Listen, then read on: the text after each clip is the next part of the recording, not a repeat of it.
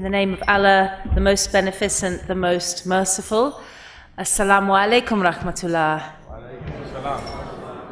I wish to extend my thanks to the UMAA executive for giving me this chance to meet and speak to you all this evening.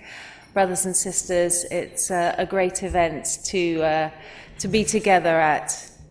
I'm here tonight to tell you a little bit about how it comes to be that a journalist from the United Kingdom, at a time of rising Islamophobia, at a time when the media works very, very hard to paint Islam as the biggest threat to world security, how on earth that person who's also related to a former prime minister who led the shameful attack on Iraq and Afghanistan and the Muslim world, how his sister-in-law stands before you as a Muslim.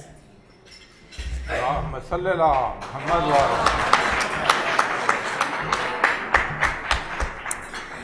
was talking to our sister here, Nicole, and we are reminded when we come to Islam of fitra, that knowledge that children have of God, that society works very hard on driving out of us as we grow up.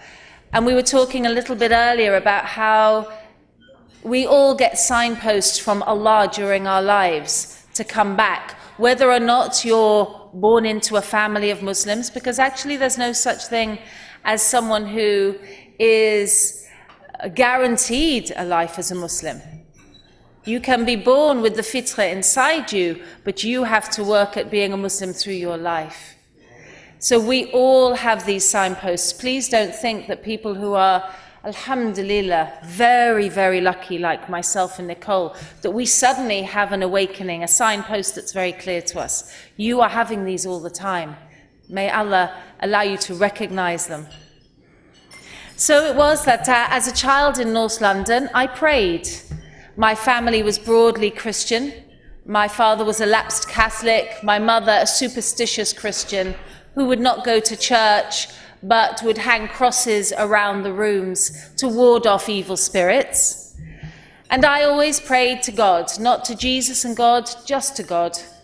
I remember as a 7-year-old, my simple prayer would go something like this: "Dear God, please take my sister away for a few days. You can bring her back, but just a few days, God." But you know, as we grow up in secular Christian societies, the ego is encouraged and the knowledge of Allah, of God, is mocked, scorned, discouraged, murdered by consumerism and commercialism. And so as I became a teenager, like many of us, I joined the cult of me. I was the greatest thing in the universe. I made my luck. I got my exam grades. I was clever and pretty, and if anything changed in the world, it was because of me.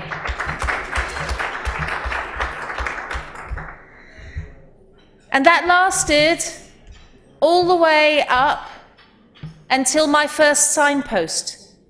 We're here to talk about the journey to Islam. Well, I place mine back to the year 2000. I was sitting in my living room watching a news broadcast on the BBC when a photograph came up that stopped my life in its tracks. As we're in America and it's Memorial Day today, I'll give you an example of another photograph that changed the world. And this one was of a little girl with napalm on her back in the early 1970s, running from her burning village in Cambodia. That helped to cause the end of a war, and we can see that image even now in the back of our retinas. Well, this image was on my television, and it was of a boy, 15 years old, and he had a stone in his right hand. And his back was so straight, and his arm looked so powerful, that it was as if he didn't see the tank, the Israeli tank, just 10 feet from him, pointing its gun towards him. That boy's name was Faris Odeh. 9 days later, he was shot dead by an Israeli sniper. Shot in the neck, dead at aged 15. But I didn't know that then. I just knew that something in that photograph told me that what I knew about the world, the Arab world and the Muslim world, was not right. But I put that to one side. Or at least I thought I did. Because actually, I wasn't controlling my life at all, was I? In fact, it's funny to think that just a year and a half ago, had I walked into that door and seen me now, standing in front of you in an abaya and a hijab, I would have said, no way. So you see, really have to give up thinking that we control anything. In 2005, with the memory of Faris Odeh in that photograph still burning in my mind, obviously, I found myself walking into my editor's office at the Mail on Sunday and saying a very strange thing. I'd like to go to Palestine. Now, at that time, I was writing mostly about lifestyle columns. Yes, I was writing about haircuts, about having children, moving house, and a little bit about politics. But I knew nothing, really, about the Middle East. You know what? I didn't even know that it got cold in Palestine in January. I thought it was like Saudi Arabia. So it was very strange that my editor said, go and cover the elections in Palestine, and that I found myself in the West Bank. The next day, after arriving in Tel Aviv airport, I was in Ramallah.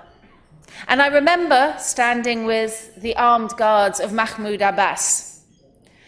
And everybody's armed guards, when you're a leader, are very big, but these were very, very, very big Arabs with very, very, very big guns. And as I stood with one of them either side of me, and they locked me into a very big metal grid elevator, one of them, his radio went off. And he said something into it that sounded to my English ears like this.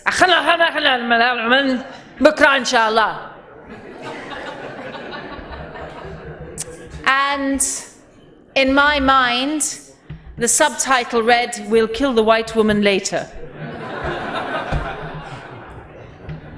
And I realized at that moment that I had Arabophobia. Not a good place to realize it. And that somehow I had absorbed all of that imagery, all of that negativity about what we call the Middle East, and we have to think of a new term for that because it's based on British colonialism, and that I was afraid of Islam. But alhamdulillah, 72 hours in Palestine is a long time. And just 3 days later, I would have given my life for any single person that I met, for the love, the fadal, and the kindness that they showed to me, a stranger in that land. And something else about Palestine, for those of you who haven't been, and a reminder for those who have, is the barakah of Allah in the Holy Land. When you go to holy places, you feel it. So, clearly, something was going on in my life. I went back to the UK and thought, again, I'll just get on with my life. But a strange thing happened. The CEO of the Islam channel, a man called Muhammad Ali, came up to me one day at an event like this and said, "We want you to be a presenter at the Islam channel." I said, "Okay, I'm not Muslim, and I'm not going to be Muslim." No problem. Don't pressure me to be Muslim, because I'm not it. No problem, Lauren. It's okay. And also, I'm not going to wear the hijab, ever. It's okay. We don't expect you to. We just think you're a good presenter. I started to spend time with Muslims in Britain, traveling the world doing interviews. And it was as if these people lived in a separate dimension. So we were traveling along the same paths, sometimes eating the same meals, but they were somewhere else. Like the spirit of the people and the heart of the people was in a cleaner, better space. And I couldn't quite figure out how that worked, but I was becoming curious. In 2008, I joined 46 Europeans and Americans, mostly women, on a crazy voyage to try and break the siege of Gaza. 2 little ships left Cyprus in August 2008. And 36 sickening hours later, one of the skippers climbed the mast and said the magic words, "Land ahoy," and there in the distance was Gaza rising. I'll never forget it. For 44 years, the Palestinians had waited under occupation and then siege for ships to come that weren't the enemy. And suddenly, bizarrely, 2 of the lowliest ships ever to try that journey appeared on their horizon. I'll never forget that day and the days that followed, because the suffering of the oppressed in this ummah, everywhere in this ummah, is here as a reminder to us about how to practice our faith. The people of Gaza and Palestine teach us Alhamdulillah. And I'll tell you how. It was Ramadan, that magical month, that special month when the doors of Jannah are opened and we're just that bit closer. And I was in Gaza and I went to Rafah. And I went to a family in a very, very poor condition. And by poor condition, I mean, if you imagine a cement block with a door in it and no furniture inside and very little to eat, you'll get the idea. But when I knocked on this particular door, the mother of the house opened it like this, "Assalamu alaikum rahmatullah, fadal." She was so happy, it was as if she was inviting me into the Taj Mahal, not an empty garage. I went and sat down and I felt angry. I felt angry because she was fasting and her family were fasting, and I didn't understand how hungry people could fast. And it didn't make sense to me. And I said to her, "Sister, with due respect, why does your God make you fast in Ramadan? You're already hungry. You don't have good water here. You don't have good food. Tell me, because I just don't understand." And this mother of Gaza said, "Sister, I fast to remember the poor." At that moment, a key went into my heart. And the words, "If this is Islam, I'm in," came very clearly to me.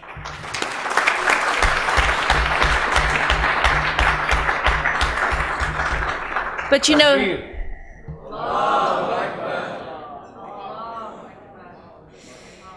know, Allah does not call us the insan, the forgetful, for nothing, because guess what?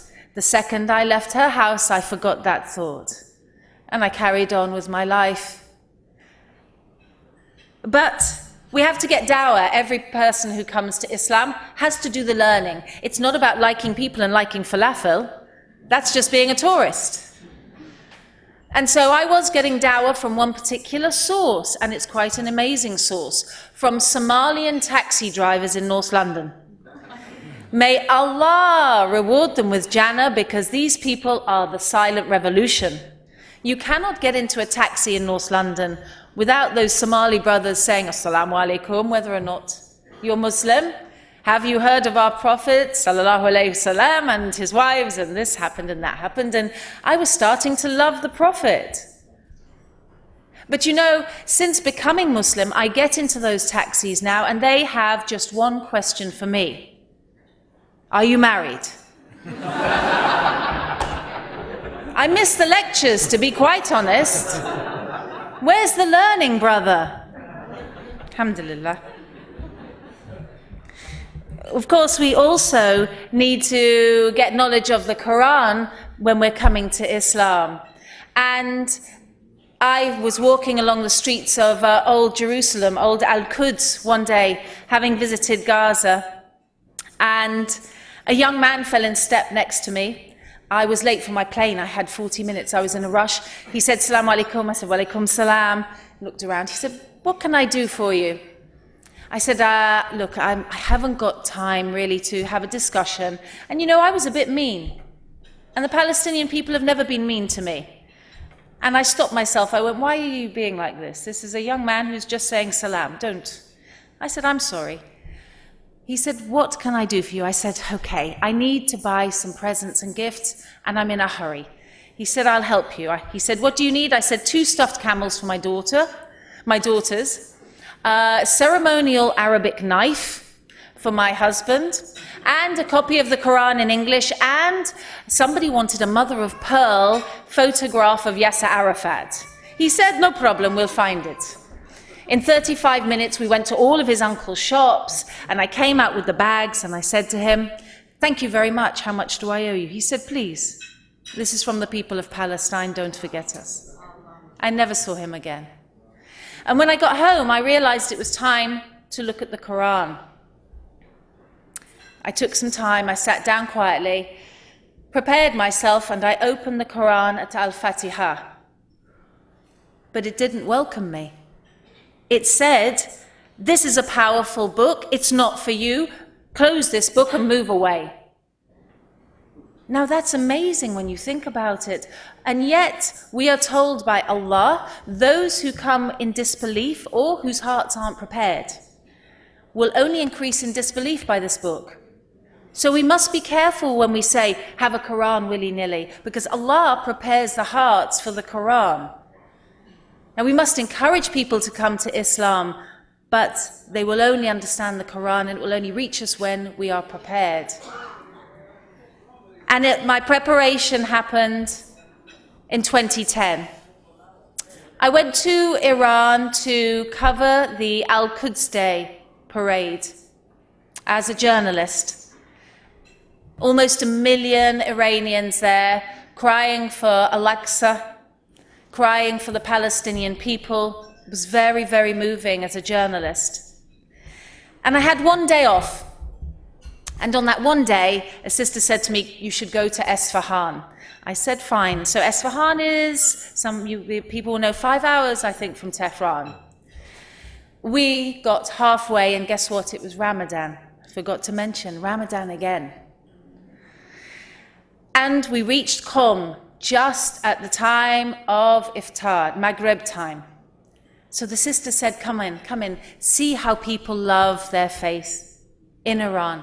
Come and see the brothers and sisters. So I put on a chador and I made wudu because I knew how to do it. I'd been around Muslims enough to understand that. And I went inside and I saw all of the sisters there. And I made one of my first da'ah ever using the word Allah. And it was simple. I just said, Allah, I don't want to ask you for anything because you've given me everything. I have such a nice life. But please bless Palestine. And then I sat down and prepared as a tourist to watch all of the Muslim women with their children. But as I sat down, it was as if I was under a waterfall of peace. A cascade of calm came over me. My breath slowed. All I could do was look at my hands. Some sisters started coming over and they said something about meditation to Nargis, who is on my left. And I thought from very, very far away, yes, this probably is meditation. But I don't know how I got here, and I'm not making it happen. And I knew at that moment, that long, long moment, that somewhere in the universe, it's that calm and peaceful all the time. Just think of it. All of the silly anxieties we make, all of the problems, all of our little worries and frictions, none of it matters. Because the universe is a place of peace, if we can only get there. I sat for a long time, I don't know how long, and eventually my friend Nargis said, we should probably go now, I haven't had iftar. I said, oh, I'm sorry. And I felt very dizzy and a bit sick. we went a little way and then we came back and she said, we should go to Esfahan now. I said, do you mind if I sleep on the floor of the mosque tonight? And she said, no, alhamdulillah, no problem. And her mother and I and Nargis slept on the floor of the Bibi Fatima Mazuma shrine in Qom overnight. اللهم صل على محمد وآل محمد. At one point during that wonderful evening, a sister who I'd never met came over to me and she sat opposite me, apropos nothing. Remember, I just had a shadur on and I was just sitting quietly, and she put her hands on my shoulders and she looked in my eyes and said, I love you. And I felt love flowing between us as if she was my granddaughter, as if I was her mother and she was my aunt, as if I'd known her forever. And I realized at that moment that I was no longer a tourist in Islam, I was inside the Ummah. Takbir. When I came back to Britain, I wore the hijab, and several other amazing things happen. I don't know if we've got time today, but alhamdulillah, when you very suddenly come to Islam, it's very, shall we say, surprising to go from a secular Christian past to suddenly realize the Quran is real, heaven's real, hell's real, Allah's real, the Prophet. It's a bit like you're going to faint. And luckily there's a voice inside that says, it's okay. Just take it slowly and you'll be fine. This is good for you. And you find your way. And my daughters put it in context for me. I said to them, okay, girls, Mummy's thinking about becoming Muslim. What do you think?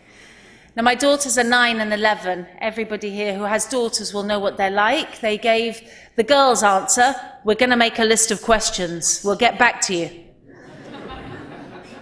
So they came back in 15 minutes and they had a list of questions. And question number 1 was this. Mummy, when you are a Muslim, will you still be mummy?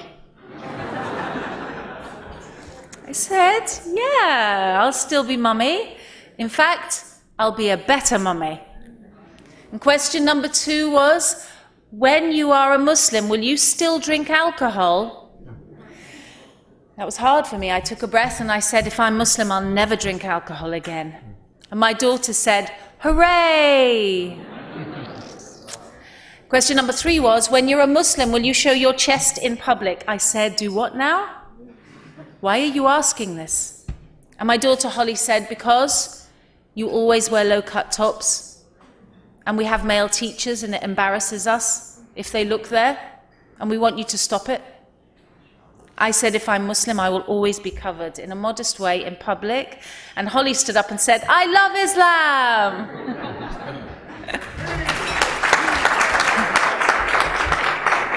Alhamdulillah, a year and a half later, my daughters pray with me. Thanks be to God for that. And my eldest daughter will wear hijab from September, her choice, inshallah. She's very happy. And I just want to end with how I returned to the Quran. Finally, having said my shahada before having actually accessed the Quran, can you imagine? I was talking with Sister Nicole earlier and she said, sometimes people get invitations, sometimes they get a mallet over the head. I got an Islamic mallet over my head and I had to become a Muslim. I said my shahada and then I opened the Quran.